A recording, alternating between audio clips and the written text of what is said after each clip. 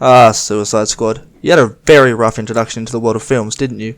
With such a compelling premise and solid source material, it's confusing why Warner Bros. Felt the need to alter the 2016 rendition to make it more like Deadpool of all things, leading to the movie coming out as a disappointing mess. Now, 5 years later, DC has finally given the franchise another go, this time employing the skills of James Gunn.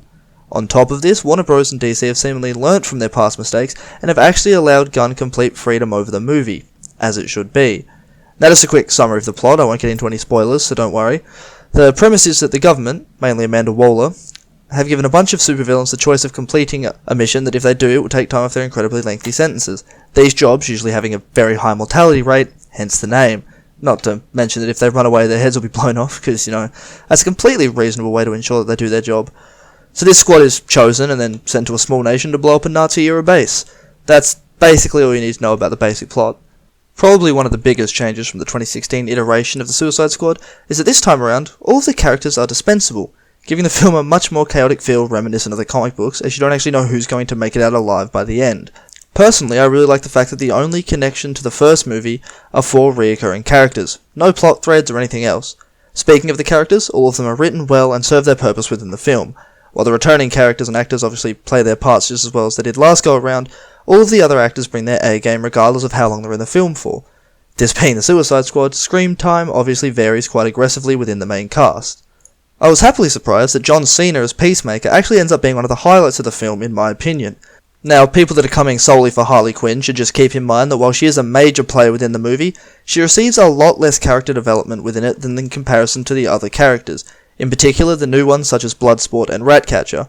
That being said, she still does have some of the best scenes and jokes within the film. I was really surprised, if I'm honest, that for the first time a DC film actually managed to balance the dark tone of the source material while also keeping the humour that a lot of the other DC films fail at or pretend doesn't exist entirely. Very nice change of pace from Batman v Superman. The film itself definitely benefits from the R rating that's able to showcase just how violent villains can be, which is very important seeing as the film's leads are all villains of some description. That isn't to say though that the movie is overly gory. While the film does feature a lot of blood, there isn't anything really past that will make someone feel particularly put off, outside of one scene that I won't spoil, but it is a bit grim. It's kind of funny that the movie has a higher rating than the 2016 iteration, but it doesn't spend its time making Harley Quinn walk around in fucking booty shorts, or have any scenes trying to make her just a sex icon. Really makes it a lot easier to take her character seriously when she does something cool, which she does do quite a lot. The plot moves at a very fast pace, though this is mainly because of the constant switching between time frames and characters. While this can be a turn-off when it's done poorly, like it is in Vikings, as there are characters that seem to just appear even though they've been months away, the Suicide Squad actually does it really well through the use of creative timestamps that indicate when this is happening in relation to the scene we were just in. An example of this is at the beginning of the movie when a character is cleaning the toilet and the suds spell out 3 days earlier. This allows for the frantic pace of the movie to be a little less jarring and to be more easily streamlined. While I've mentioned the fast pace of the film, it doesn't shy away from actually making the characters feel like they have a connection, with a couple scenes of the team members spending time bonding together and actually becoming friends, giving some weight to the plot that the first film was sorely lacking, especially seeing as the first film decided to try and claim that they were all family by the end. Now, while I'm not particularly well versed in cinematography, the film is brilliantly directed, with all of the shots being well done. An example being a scene with Harley Quinn spinning in a red dress, seen in the trailers, while killing a lot of people from a bird's eye view. James Gunn really doesn't pull any punches with the film, and it's very visually entertaining to watch. So I've done nothing so far but praise the movie, but I do have some problems with it. Now, the movie does have a heart, which a lot of DC movies are lacking, mainly through Bloodsport and Ratcatcher as they develop a bond about midway through the film. This, in my opinion, was done pretty poorly, because they just sort of ask each other very personal questions, and they both immediately open up to the other. Now, I'm not sure about any of you watching, but from personal experience, it's not usually that easy to get someone to open up to you, especially not if you've only known them for a few days and it's about a very traumatic event. But I can give it a pass, I guess.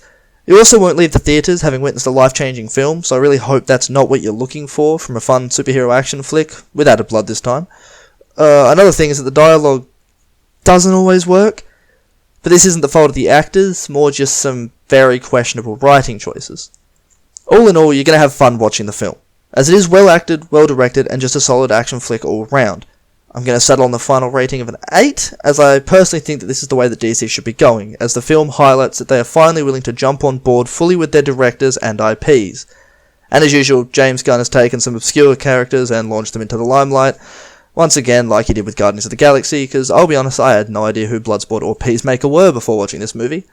Now I do. If you've liked this video, then please don't forget to like and subscribe. Helps quite a lot. Cheers.